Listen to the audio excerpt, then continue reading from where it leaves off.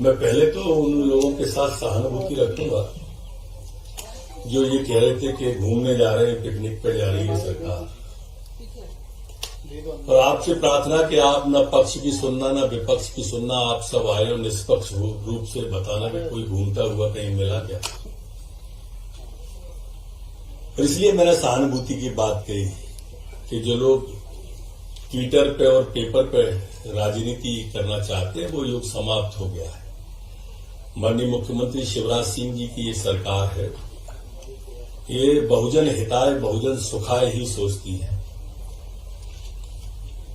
और आज महत्वपूर्ण बैठक दूरवादी में आपने देखा होगा कोई एसी का पंडाल नहीं है, कहीं कोई एसी नहीं देखा होगा।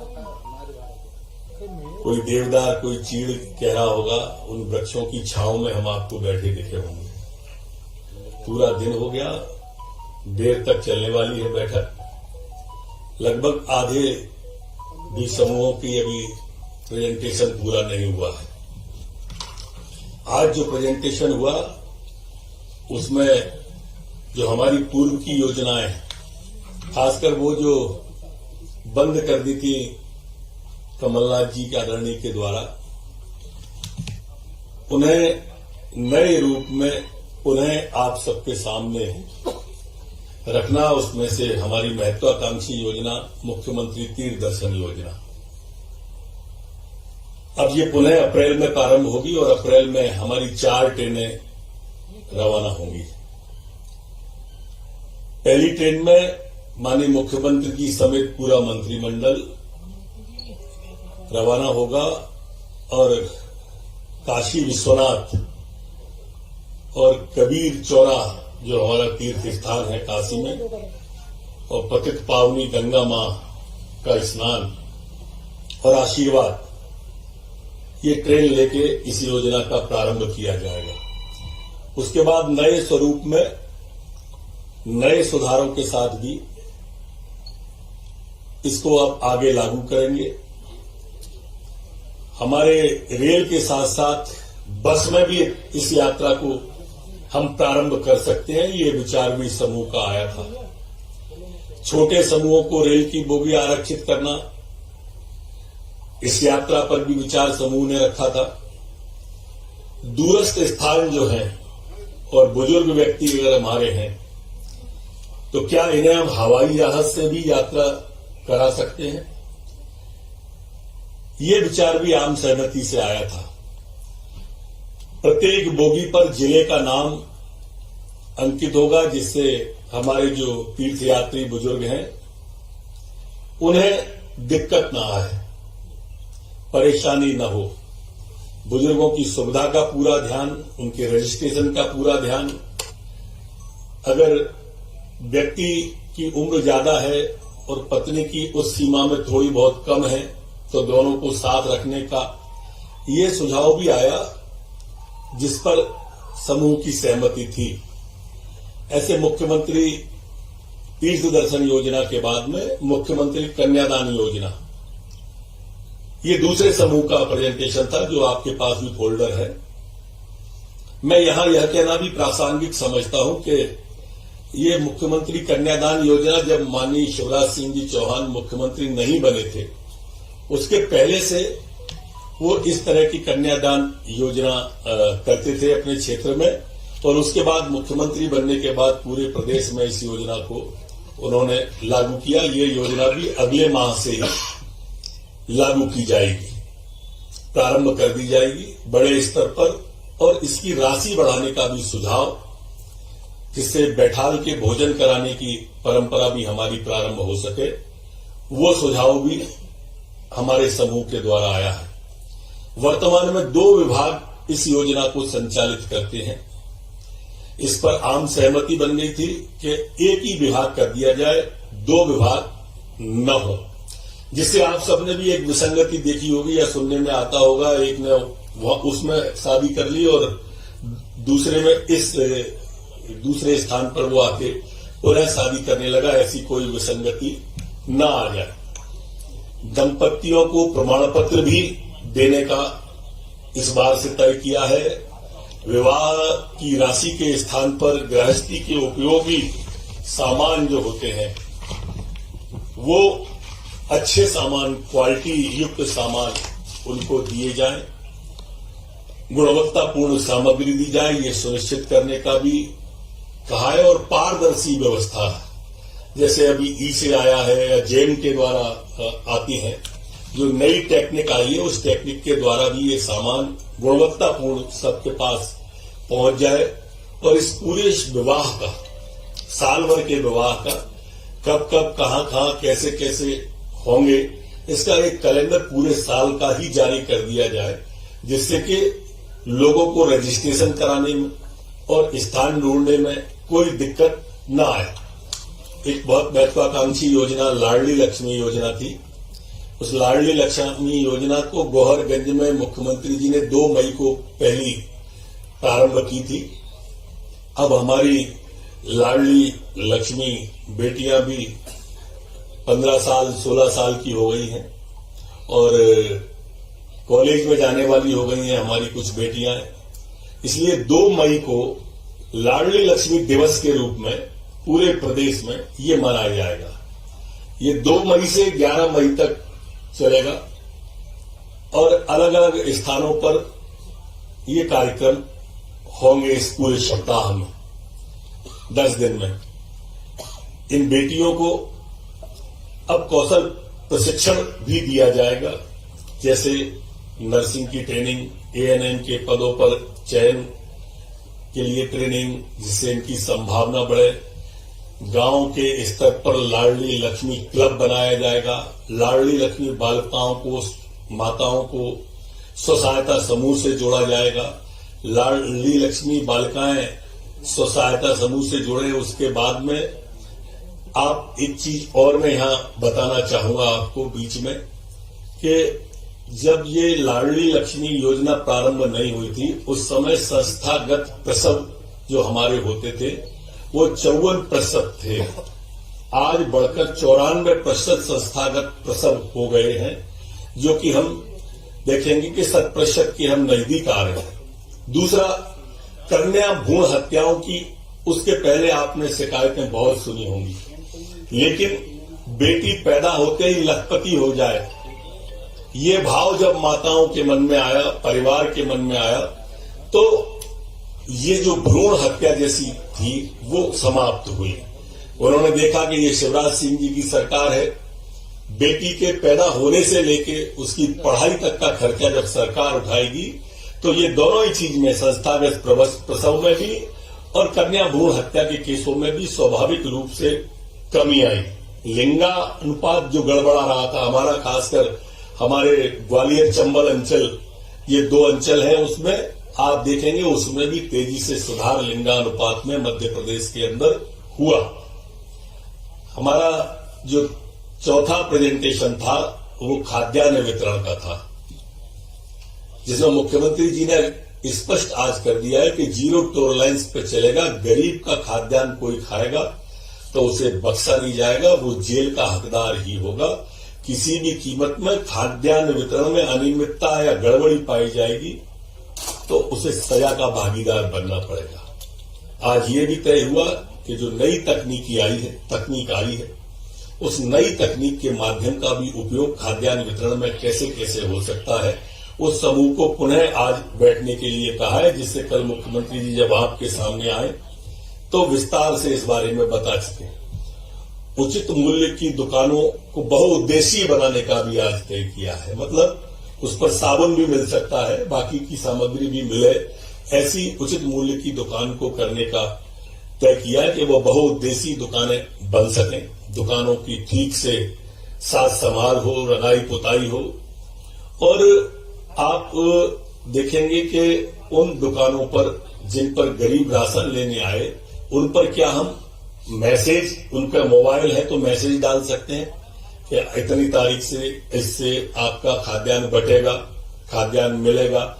जनजाति विकास खंडों में वाहनों से जो वितरण कराया गया है उनमें भी अब जीपीएस सिस्टम लगाने का तय कर रहे हैं कि उन वाहनों में भी जीपीएस सिस्टम लगाया जाए और खाद्यान्न वितरण के बारे में भी विस्तार से पुनः आज बैठ करके एक एक पहलू पर विचार होने वाला है। लेकिन ये स्पष्ट संदेश मुख्यमंत्री जी का है कि इसमें कोई भी गड़बड़ी हम बर्दाश्त नहीं करेंगे। सीएम राइज स्कूल जो एक महत्वाकांक्षी सरकार की नई योजना है, इसके लिए आज स्पष्ट माननीय मुख्यमंत्री जी ने कहा है कि जहां भूखंड नहीं है उपलब्ध, वहां पर कलेक्टर व्यवस्था करें, खरीदना है, एक्वायर करना है वो करें, लेकिन भूमि उपलब्ध तत्काल कराए और सीएम राइज स्कूल को आदर्श स्कूल के रूप में स्थापित करना है, ये तय हुआ है। यह भी तय हुआ है कि जिला स्थान, अनुभाग, ब्लॉक, जहां भी सीएम राइज स्कूल बनेंगे वो उन सबका डिजाइन एक सा होगा और प्रत्येक विद्यालय के नाम के आगे महापुरुषों के नाम को जोड़ा जाएगा। इन स्कूलों के अंदर स्मार्ट क्लास, लैब, खेल का मैदान, लाइब्रेरी, ये सारी व्यवस्था एक ही स्कूल के अंदर होंगी। पास के गांव से भी प्राइवेट बसें बच्चों को लेके आएंगी और हमारे गरीब का बच्चा भी उच्च शिक्षा ग्रहण कर सके, उच्चतम मापदंडों की शिक्षा ग्रहण कर सके, ये इसमें रखा गया है। स्कूल के जो शिक्षा नीति है उसके प्रावधान लागू करेंगे। इस स्कूल के शिक्षकों को अन्य शासकीय कार्य में नहीं लगाया जाएगा। स्कूलों के परफॉर्मेंस का हर साल ऑडिट होगा और उस ऑडिट के आधार पर शिक्षकों की भी गुणवत्ता इसके अंदर जांची जाएगी और पढ़ाई की गुणवत्ता भी जांची जाएगी। कौशल संवर्धन से संबंधित कोर्स भी इन स्कूलों में संचालित किए जाएंगे। खेल शिक्षक आवश्यक रूप से इन सभी स्कूलों में रखे जाएंगे। स्वास्थ्य विभाग के बारे में भी हमारे मंत्रियों के समूह ने अपनी विषय को रखा। इसमें हमारे मेडिकल कॉलेजों से संबंधित अस्पताल जो हैं, जिला अस्पताल, उसमें उनको सुपर स्पेशली अस्पतालों में विकसित किया जाएगा। सिविल और जिला चिकित्सालयों का बेहतर संचालन सुनिश्चित किया जाएगा। स्टाफ और अन्य संसाधनों की कमी न आए, इस विषय पर भी विस्तार से आज बात हुई है। संजीवनी क्लिनिकों को और सशक्त बनाने पर आज बातचीत हुई है। जैसा आप सब जानते हैं, माननीय प्रधानमंत्री जी का भी और मुख्यमंत्री जी की भी जो स्वेच्छानुदान की राशि है, वो स्वेच्छानुदान की राशि तर्कसंगत रूप से गांव गरीब किसान तक पहुंच सके। गंभीर बीमारियों की पहचान के लिए जिला स्तर पर 3-3 कैंप लगाने का भी तय किया है। चिन्हित व्यक्तियों को आवश्यक इलाज के लिए अगर रेफर करना है तो वो रेफर करेंगे। प्रधानमंत्री आयुष्मान कार्ड को और ज्यादा विस्तृत रूप से और विस्तारित रूप से आखिरी छोर के व्यक्ति तक, अंत के व्यक्ति तक पहुंचाकर अंत के व्यक्ति के उदय करने के लिए क्या क्या किया जा सकता है, ये सभी अभी आए हैं। अभी और विभाग बाकी है, देर रात तक बैठक चलने वाली है। सर, ये जो कैबिनेट की रेल यात्रा जो है काशी विश्वनाथ वाली तारीख तय हुई थी और दूसरा हवाई यात्रा के लिए भी क्या इसको जोड़ने के लिए कोई प्रपोजल है? महीना तय हो गया है कि अगला महीना है अप्रैल का। तारीख भी रेल की तारीख मिलते ही तारीख आ जाएगी। 4 रेलें हमें मिल जाएंगी अप्रैल में, ऐसी हमको लगता है, जैसी बातचीत में लगा है। जहां तक आपका दूसरा सवाल हवाई यात्रा का है, तो हवाई यात्रा के बारे में भी आम सहमति बनी है कि बुजुर्गों को जो दूर के स्थान होंगे वहां हवाई यात्रा कराई जाए। सेंट्रल से भी कल कोई वक्ता या उद्बोधन के लिए कोई आगे का दिशा निर्देश है?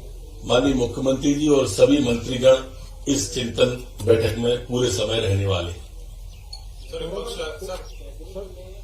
जो डिसीजन लेते हो या जैसा भी मतलब भवन में बैठ के होता है, यहाँ बैठक और वहाँ बैठक में दोनों में अंतर क्या निकला? यहाँ कुछ ज्यादा आप लोग काम कर पा रहे हैं कि वहाँ नहीं कर पा रहे? देखिए, वो बैठक का एक समय निश्चित होता है और एजेंडा भी तय रहता है। इसका भी तो एजेंडा पहले से। और इस बैठक के अंदर जब हम बात कर रहे हैं तो देर तक एक विषय पर चिंतन करते हैं, मंथन करते हैं और अन्य विषय भी निकल के उद्भूत होते हैं और निकल के आते हैं। लगातार बैठने से ये लाभ होता ही है।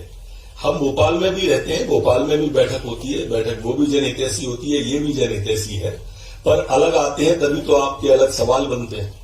मुख्यमंत्री कन्यादान योजना जब निकल के दूर भी आते हैं तो वास्तविक स्थिति से भी रूबरू होते हैं, आम जन से भी रूबरू होते हैं, आम समस्या से भी रूबरू होते हैं, धरातल का भी ज्ञान आता है।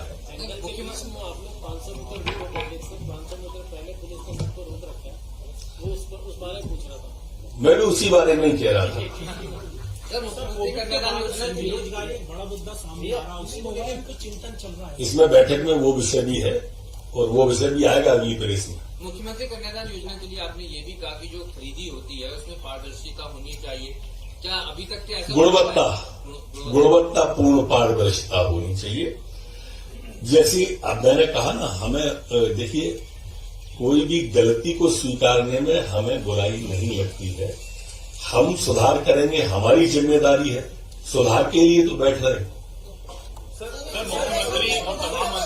सब पूछो, मैं सबके जवाब दूंगा, एक एक करके पूछो। इतनी सारी योजनाएं चलाएंगे, इसके लिए पैसा और चाहिए रहेगा, पारदर्शिता लाने के लिए और पैसा चाहिए रहेगा, उसकी कहाँ से व्यवस्था सरकार ने? ये पैसे की कभी किस चीज में कमी देख लिया आपने? 1,75,000 करोड़ रुपया तो सीधे खातों में डाल दिया मुख्यमंत्री जी ने अभी इस कोरोना काल में। वो उनसे पूछते जो कहते थे खजाना खाली है। अगर ध्येय पवित्र हो, धर्मात्मा जब राज करते हैं तो परमात्मा मदद करते हैं। एक एक से पूछो, सुने नहीं पाते। पंचमढ़ी में अमृत निकालने आए, कितना अमृत निकला अभी तक? जो निकला मैंने आपके सामने रखा, जो और निकलेगा फिर आपके सामने रखेंगे। माननीय मुख्यमंत्री जी स्वयं भी रूबरू होंगे कल आपसे। प्रधानमंत्री एक बस में आते हैं, लग्जरी बस में, तो कांग्रेस आरोप लगा रही, सभी एक साथ आते हैं मुख्यमंत्री तमाम। हम सब एक साथ तो आ रहे हैं, ये तो कह रहे हैं वो। कमलनाथ जी कहाँ हैं? दिग्विजय सिंह जी कहाँ हैं? अरुण यादव कहाँ हैं? राहुल भैया कहाँ हैं? अरे अपनी सोचो भाई कि आप कहाँ पे हो। हम आ रहे हैं तो जनता के हित के लिए आ रहे हैं, बहुजन हिताय बहुजन सुखाय आ रहे हैं, और आप तो शिकायतें करने जा रहे हो दिल्ली। हम तो कुछ नहीं कह रहे, हम जनता के लिए आ रहे हैं, उसमें भी दिक्कत है। इस बार जो है 5 साल का मौका किसी को नहीं मिला, ना कांग्रेस को ना बीजेपी को। क्या इसीलिए चिंता ज्यादा दिखाई दे रही कि बैठकर लगातार काम करें उस पर, और 1.5 साल? देखिए ये सही है आपका कहना कि हमारा जो 2 ककेहरा थे उसमें काम बाधित हुआ, चाहे वो कमलनाथ हो चाहे करुणा हो।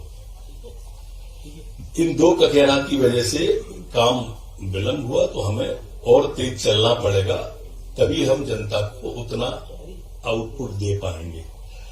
इसलिए अपने जीवन का सर्वश्रेष्ठ करें, मुख्यमंत्री जी का स्पष्ट कहना है। परिश्रम की पराकाष्ठा करें, प्रयत्नों की परिसीमा करें, वो स्पष्ट कहते हैं इस बात को। चौथी लहर की आशंका व्यक्त की जा रही है, कोरोना की चौथी लहर। माननीय मोदी जी ने अभी भी आप देख रहे होंगे चीन में कोरोना से हाहाकार है, या विदेश के कई देशों में कोरोना से हाहाकार है, लेकिन इस देश में नहीं है। क्यों? क्योंकि वैक्सीन, मेरी उनसे भी सहानुभूति है जो वैक्सीन की आलोचना करते थे, जो कहते थे कि वैक्सीन लगने से नपुंसक हो जाएंगे, या जो कहते थे कि भाजपा की वैक्सीन है इसको मत लगवाओ। वैक्सीन की आलोचना करते थे, उनसे सहानुभूति है। मैंने उस समय अखिलेश जी ने कहा था कि ये भाजपा की वैक्सीन है, तब मैंने कहा था कि 2022 में लगेगी भाजपा की वैक्सीन, अभी तो कोरोना की वैक्सीन है और उसका असर 5 साल रहेगा। आपने देखा लगी अभी। ऐसी जो भाषा का प्रयोग करते हैं ट्विटर और टीवी पे, जनता उनको जवाब देती है, और इस 5 प्रांतों में इन कांग्रेस के मित्रों को जवाब मिला भी है। ये लगातार ऑनलाइन जुआ, ऑनलाइन रमी या आईपीएल की बैट लगती है, मध्य प्रदेश सरकार इनको बंद क्यों नहीं कर देती? अच्छा सुझाव है आपका और विचारणीय बिंदु है, निश्चित रूप से विचार करेंगे। सर, ये ग्रुप ऑफ मिनिस्टर्स पहले आपने बनाया था जिनके प्रेजेंटेशन हो रहे थे, आज फिर ग्रुप ऑफ मिनिस्टर्स बना गया एक्सक्लूजन के लिए, तो जो पहले जो थे नहीं, आज कोई नया नहीं बनाया गया। 3 जो समितियां बनाई गई है ना, नहीं, अभी कोई समिति नहीं बनी है भाई, यही समिति है, यही विचार करेंगे अपने अपने ग्रुप में। सर आप यही, कोई नया वो नहीं है।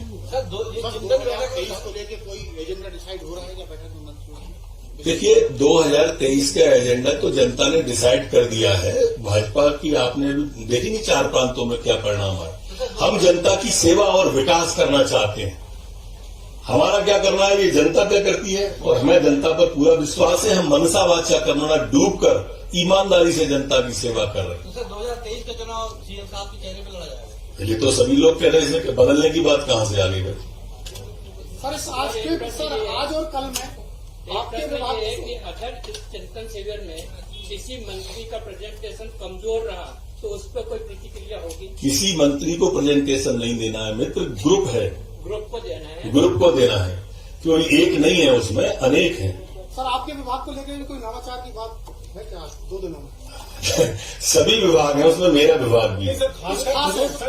अभी आएगा तो उसको भी रखेंगे। प्रदेश में महिला उत्पीड़न के मामले लगातार बढ़ रहे हैं, उसको लेकर किस तरह से कानून व्यवस्था में बड़ा दिक्कत है? पूरी आप स्वयं देख रहे होंगे, मुख्यमंत्री जी स्पष्ट रूप से कह रहे हैं कि कोई भी अपराधी बख्शा नहीं जाएगा और बख्शा जा भी नहीं रहा है। कोई भी अपराधी हमारी पकड़ से बाहर भी नहीं है और पूरी ताकत से देखो। आज हमने आप देखेंगे पूरे प्रदेश में कि आज कहीं कोई चिन्हित डाकू गैंग नहीं है। और शिवराज सिंह जी के आने के पहले आज सिमी का नेटवर्क ध्वस्त है। नक्सली गतिविधियां हम मध्य प्रदेश में बढ़ने नहीं दे रहे, जबकि हमारे पड़ोस के राज्य में आपको आए दिन शिकायत मिलती होंगी जिस राज्य से हमारी सीमाएं लगती हैं। एक महिला आयोग का प्रश्न, एक महिला आयोग का